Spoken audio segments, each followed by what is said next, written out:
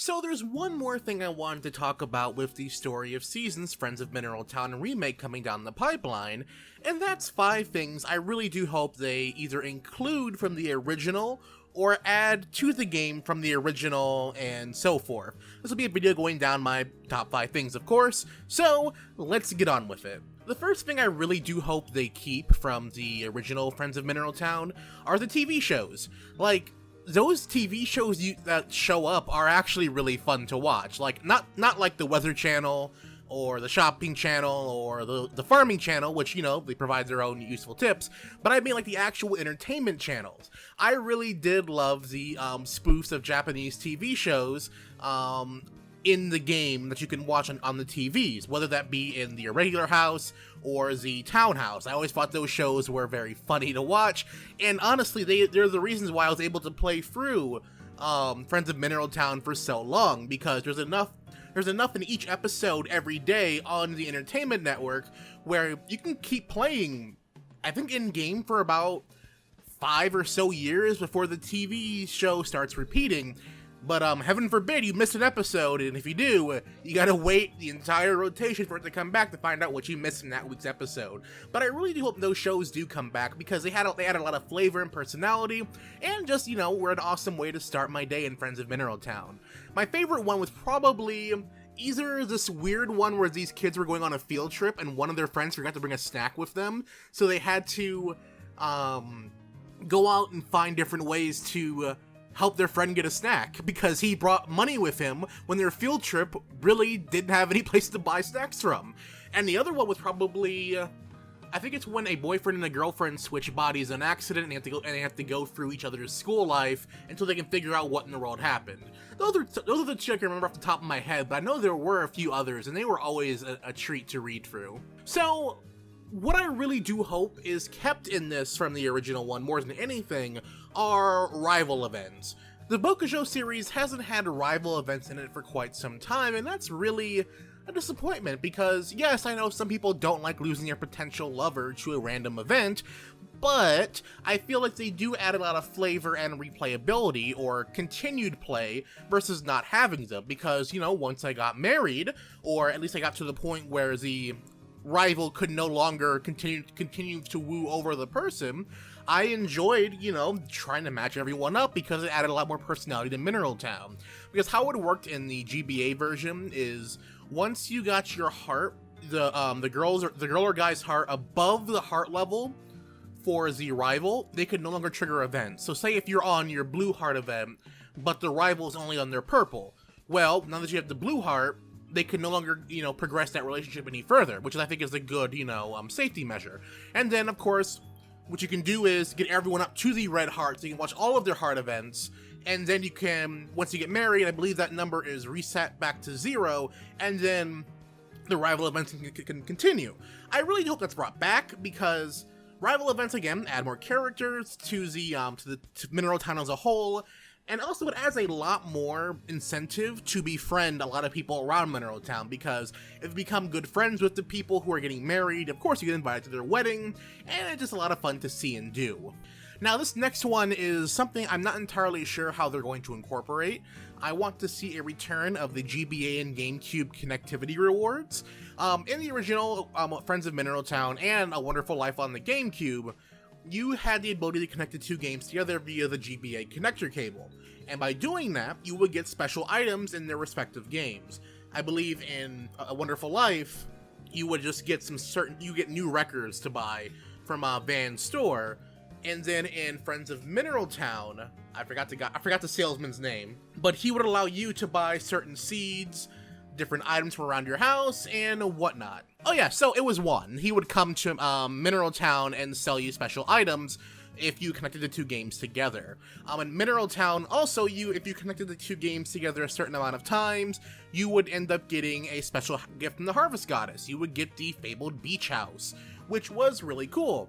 I never unlocked the beach house because, well, I'd never connected the games that many times because it didn't really bother too much at the time, but it's a nice reward, and it does add a lot of flavor to Mineral Town, similar to the rival events, because, you know, having new characters come in from Forget-Me-Not Valley, and to have an entire new house to unlock on the beach is something really cool. Now, how they could go about that is really up in the air, that they could be unlocked through in-time progression. Like, with the mountain cottage, you get that from Gots as a 50th anniversary present for being married, or the townhouse is something you just buy for a large amount of money. So what I could just take the assumption on is that maybe they could incorporate some kind of event where you just win a beach house, or who knows, maybe we could get a Fabled A Wonderful Life remake, and there could be some connectivity between the two Switch titles if that game was to ever exist. I mean, we're seeing some sort of like cross-save functionality between Ring Factory 4S and Ring Factory 5, so it's not out of the realm of possibility that we could see another Story of Seasons remake. Now, here's one thing I wish more of these games did in a right way, and that's to have your kids grow up. The only ones I can think off the top of my head where your kids do grow up, normally, is A Wonderful Life, Harvest Moon DS, and Tree of Tranquility in a weird way. But outside of those instances, and they do kind of grow up in A New Beginning, but that's giving them special candy to turn them into a teenager, but I don't count that. I do hope that they bring back the mechanic of your child growing up, because I always thought that added a lot of, say, personality to the family unit. That's the best way to put it. Because, you know, it's just kind of just disheartening to see your kid just sitting there in the corner in your bed forever. And he'll eventually learn how to crawl, but after that point, it never goes any further. So it would be nice to see if your kid could grow up. I mean, it would create an entire new character to go around Mineral Town, and they could bring back the idea of how in previous games they would help around the farm. I really do hope they do have the child character be a bit more in-depth than the original, Friends of Mineral Town release, because I feel like in the current day and age for the series, there's no point of just having your kid be a baby forever. Because even in Story of Seasons and Trio of Towns, your kid does grow up to some degree. Because my favorite part of Trio of Towns and the original story, the Story of Seasons game on the 3DS, is some of the family events with your children when they start getting a bit older. So I do hope that in Friends of Mineral Town, your kid can progressively go from a tot to a youngster to a young adult. I think that'd be kind of cool. How they would do about it in this type of system, probably something similar to how Harvest Moon DS did, where after a few seasons, your kid will miraculously grow a few years. It's kind of weird. I'm not the one in charge of this, but I do hope your kid does at least grow up beyond the crawling around forever stage. And the final thing I would like to see in this game are a lot of loose ends tied up in the plot. So you're probably wondering what I mean by the plot. Well, Friends of Mineral Town does have a lot of stuff going around in the background of the game, and a lot of the villagers have their own stories and events that are really pretty dark, and some of them are pretty deep. Especially if you look into some of them like Gotz's, who I won't spoil if you haven't played the original Mineral Town, but they get pretty dark, and honestly, it's kind of heartbreaking half the time. So I would like for a lot of these events to have their loose ends tied up. Two of them come to mind in particular, and that's with if I butcher her name, I'm sorry, but that's with like Papuri, her and Rick's father, Rod, who went out to go and find a cure for their mother, Lilia. I'm butchering these names, I apologize. To find a cure for her, who has some sort of untreatable disease.